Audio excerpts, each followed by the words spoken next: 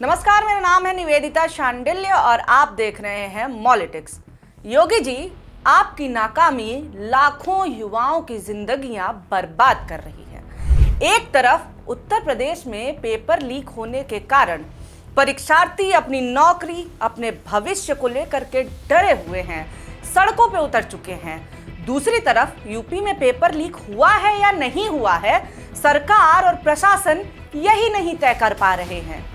जी हां, उत्तर प्रदेश में UP police भर्ती की परीक्षा हुई। थोड़ी देर बाद खबर आती है कि पेपर लीक हो गया है। खबर आते ही परीक्षार्थियों के होश उड़ गए। सोशल मीडिया पर सवाल पूछे जाने लगे। हैशटैग पेपर लीक वायरल भी होने लगा। दोस्तों, आज मेरा उत्तर प्रदेश कांस्टेबल का पेपर था। 17 तारीख है और दूसरी पाली में मेरा पेपर था। ये देखिए, अभी 6:24 हो रहे हैं और एक स्क्रीनशॉट वायरल हो रहा है। टेलीग्राम चैनल पे एक आया था। ये देखिए, 1:38 पर ये देखिए पेपर आया था। इसमें कई सारे आंसर्स दिए गए हैं जो कि हूबहू पेपर में आए हुए क्वेश्चन के आंसर्स हैं। जैसे कि मैं आपको अभी दिखा रहा हूँ, एक दो मैच करा रहा हूँ। अभी 26 नवंबर जो संविधान दिवस जिस दिन मनाया जाता है, ये क्वेश्चन मैं अभी आपको दिखा रहा हूँ।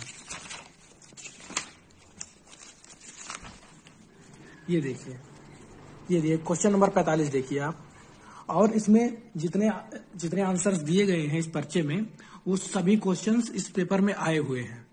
क्योंकि अभी ये देखिए ऊपर दिया गया है G20 का फुल फॉर्म, इस क्वेश्चन में पूछा गया है।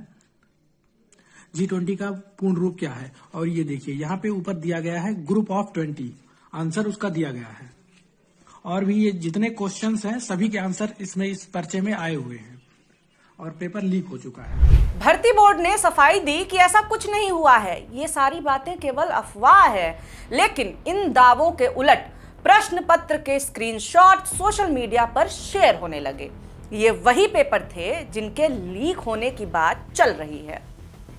बोर्ड की तरफ से कहा गया है कि पेपर लीक के सभी दावे फर्जी हैं और ये एक गलत धारणा है जो सोशल मीडिया पर फैलाई जा रही है। बोर्ड ने कहा कि परीक्षा सुचारू रूप से चल रही है और अभ्यर्थी ऐसी किसी भी गलत सूचना पर ध्यान ना दें।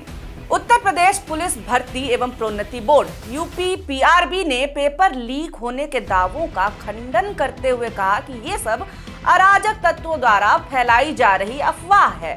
बोर्ड की तरफ से कहा गया कि प्रारंभिक जांच में पाया गया कि अराजक तत्वों की तरफ से टेलीग्राम की एडिट सुविधा का इस्तेमाल धोखाधड़ी करने और सोशल मीडिया पर पेपर लीक के बारे में गलतफहमियां फैलाने के लिए किया जा रहा है।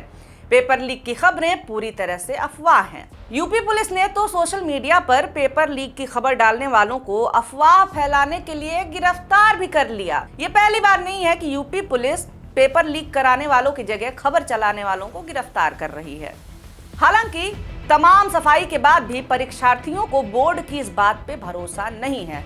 उत्तर प्रदेश में पेपर कोई पहली बार तो लीक हो नहीं रहा है। परीक्षार्थी अब जगह जगह विरोध प्रदर्शन भी कर रहे हैं। परीक्षार्थियों की तरफ से दबाव के बाद अब इंटरनल जांच कमेटी बनाई गई है। पहले पेपर लीक को भ्रम बताया और अब जांच के लिए कमेटी बना रहे हैं। क्या उत्तर प्रदेश सरकार अपनी नाकामी को छुपाने के लिए सच को झूठ बता रही थी या कहें कि खुद ही झूठ बोल रही थी? यूपी PRB की अध्यक्ष रेणुका मिश्रा ने कमेटी बनने के बाद कहा कि अभ्यर्थियों ने सोशल मीडिया पर जो समस्याएं बताई हैं, उन समस्याओं को देखते हुए बोर्ड ने इंटरनल कमेटी गठित की है। सोशल मीडिया पर वायरल हो रहे पेपर और आंसर शीट को लेकर जांच की जाएगी। हमारे पास सभी वायरल चीजें मौजूद हैं।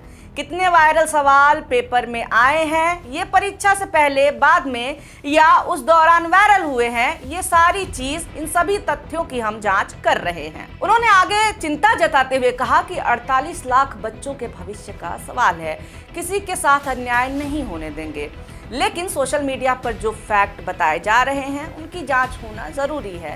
इसके साथ ही BBC से बात करते हुए रेणुका मिश्रा ने कहा कि भविष्य में भर्ती प्रक्रिया में क्या सुधार किए जा सकते हैं, इसकी समीक्षा के लिए हमने बोर्ड के भीतर एक समिति गठित की है। देर से ही सही या फिर कहें कि परीक्षार्थियों के दबाव में ही सही, अंततः भर्ती बोर्ड को 48 लाख युवाओं की चिंता तो ही।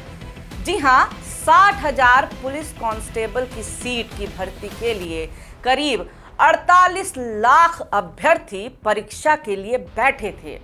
परीक्षा के पहले रेलवे स्टेशन पर जानलेवा भीड़ की वीडियोस सोशल मीडिया पर खूब चली। एक तस्वीर सोशल मीडिया पर नजर आई, जिसने भी देखा उसके जहन में वो तस्वीर चुभ गई। परीक्षा केंद्र खुलने के इंतजार में एक लड़का रेलवे स्टेशन की सीढ़ियों पर ही सो गया। लाखों की भीड़ में कमरे नहीं मिलते। दूर दराज से आए गरीब युवा महंगे कमरे लेने में सक्षम भी नहीं होते, इसलिए रेलवे स्टेशन परीक्षा केंद्रों के बाहर ही खुले में सो करके रात काटते हैं। इन्हीं परिस्थितियों में परीक्षा देते हैं और फिर पता चलता है कि पेपर लीक हो गया। माँ बाप से पैसे मांग करके, उधार लेकर के दुर्दशाएं सहने के बाद नाकाम सरकार इन बेरोजगार युवाओं के साथ मजाक करती है और फिर झूठ बोल देती है कि सब कुछ अफवाह है। जनता से धोखा कर रही यूपी सरकार को कौन बताए कि आपके लिए जो एक महज पेपर लीक है उससे किसी की जिंदगी बर्बाद हो जाती है, उम्मीदें और सपने टूट जाते हैं। बुलडोजर बाबा के राज में ये पहला पेपर लीक नहीं हुआ है। 2017 में योगी मुख्यमंत्री बनते हैं और मुख्यमंत्री बनने के बाद ही दरोगा भर्ती परीक्षा के पेपर लीक हो जाते हैं। 2017 से 2021 के बीच में 8 परीक्षाओं के पेपर लीक हो गए। एक परीक्षा के गलत पर्चे बटे और 2 परीक्षाओं में धांधली हुई। पेपर लीक के मामले में इस समय रिकॉर्ड बना रहे हैं योगी आदित्यनाथ। 2017 में दरोगा भर्ती पेपर लीक होता है। मामला 2017 का है। दरोगा पद के लिए हो रही ऑनलाइन परीक्षा के लिए प्रदेश के 22 जिलों में परीक्षा केंद्र बनाए गए थे। 25 और 26 जुलाई 2017 को तकरीबन 1,20,000 आवेदकों को परीक्षा देनी थी, लेकिन पेपर लीक होने की वजह से इसे निरस्त कर दिया जाता है। 2018 में ही UP SSSC lower subordinate paper leak हो जाता है। 2018 में ही यूपी SSSC के ट्यूबवेल ऑपरेटर के पेपर लीक हो जाते हैं। 2018 में ही यूपी आरक्षी नागरिक पुलिस परीक्षा के पर्चे गलत बांटे गए। ग्राम विकास अधिकारी परीक्षा में धांधली हुई। प्राइमरी स्कूल सहायक अधिकारी भर्ती, इसमें क्या होता है कि रिजल्ट के बाद पेपर लीक और धांधली का खुलासा होता है। इसके बाद 2021 में यूपी SSSC पेट एग्जाम का पेपर लीक हो जाता है। 21 में ही यूपी TET पेपर लीक होता है। फॉरेस्ट गार्ड परीक्षा रद्द हो जाती है। सहायता प्राप्त स्कूल शिक्षक और प्रधानाचार्य के पेपर भी लीक हो जाते हैं। इन सभी परीक्षाओं के लिए लाखों लाख युवा आवेदन करते हैं, समय और पैसे लगा करके परीक्षा देते हैं, मगर उसके बाद क्या होता है? पेपर लीक हो जाता है। मजाक चल रहा है क्या उत्तर प्रदेश में? बुलडोजर के दम पर कानून व्यवस्था का दम भरने वाले योगी आदित्यनाथ एक पेपर तक ढंग से नहीं करा पा रहे हैं। लगातार हो रही आलोचना से भड़के योगी ने एक्शन लिया। माफियाओं पर नहीं, उन पत्रकारों पर एक्शन लिया जो परीक्षाओं की धांधली सामने लाते हैं। जी हाँ, 2022 में बलिया में 12वीं बोर्ड के अंग्रेजी के पेपर लीक हो जाते हैं। पेपर लीक की खबर चलाने वाले पत्रकार दिग्विजय सिंह के घर पर पुलिस पहुंचती है और उन्हें हिरासत में ले लेती है। हिरासत में लेकर के उनके साथ पूछताछ होता है। उनके साथ 2 और पत्रकारों के भी साथ यही किया जाता है। तीनों पत्रकारों को जेल भेज दिया जाता है।